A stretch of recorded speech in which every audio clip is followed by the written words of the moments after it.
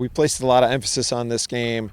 I told these guys way back in, I think it was late January when we were talking about our schedule as a whole, that this game actually scared me the most of all of them, and that's with all due respect to all the other teams on our schedule, which we have a ton of respect for. But St. Bonaventure's, I knew enough about them. I knew it was a program that was like ours.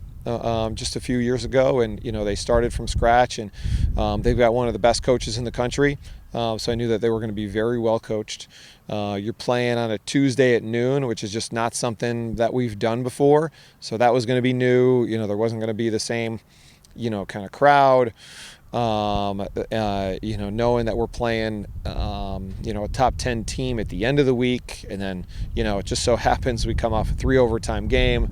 I've got the least amount of sleep in preparation for St. Bonaventure's than any of these other opponents, thus far. And I told that to Coach Mearns, just knowing they've played every opponent they played so far. It's been a 1-goal game, been very competitive. They've got a super talented goalie among a couple other great players. So there was a lot to be nervous about. We put in the guys' heads very early that if we want this game to go the way we need it to go, we've got to really focus on picking up ground balls. And our guys really bought into that. Ground balls definitely led to goals for both teams today.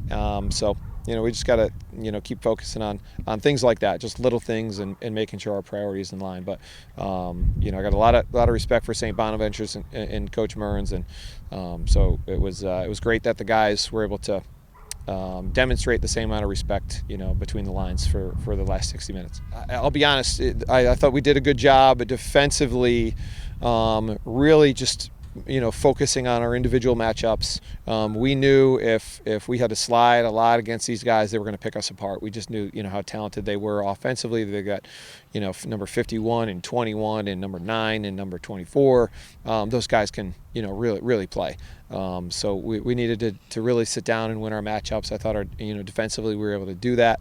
So we didn't have to slide, and obviously that hurt them a little bit. I don't think they played their best game offensively for what they're capable of either. I know they're capable of a lot more. So I think we played well, and I don't think that they played their best, and I think that contributed to the type of outcome today. Yeah, I think we came in really focused today. Coming off only 2 days off from our last game, we put pretty big emphasis on making sure that we didn't come in and come in slow and start off slow. So we want to come out fast. That was our biggest emphasis. Ground balls, fundamentals, come out fast. So I think once we got some momentum going, it just kept on rolling throughout the game. Definitely, it's special. It's been a great couple years here, and it's exciting that it's not over yet. Also give a shout out to Teddy, because he was a big part of a lot of it. So I wouldn't be here without him. I know he set me up a lot in my first couple of years. So it's nice to get it, but I want to give a shout out to him as well.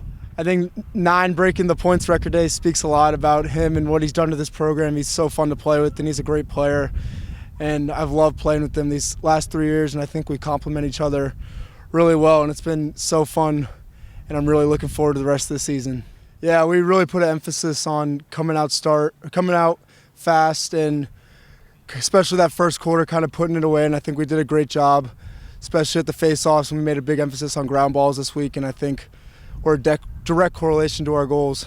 Yeah, I mean, it's just kind of where I live. I live on the pipes and behind the goal, so it's just that's where I'm comfortable, and I've taken those shots coming up around the goal hundreds and hundreds of times. It's just where honestly I live on the field. Yeah, I think we're ready to go. I mean, I heard Dalt say it in his interview. I think every game we're kind of going to come out and focus on us. Duke's a great team. They're a nationally ranked team, with a rich history. But we're not going to try and focus too much on who we're playing. We're just going to do the best we can every day to practice and get better ourselves. And then if we do things the Richmond way, and we come out and play Richmond Lacrosse, it should work against any team in the country. So it'll be a good test for us.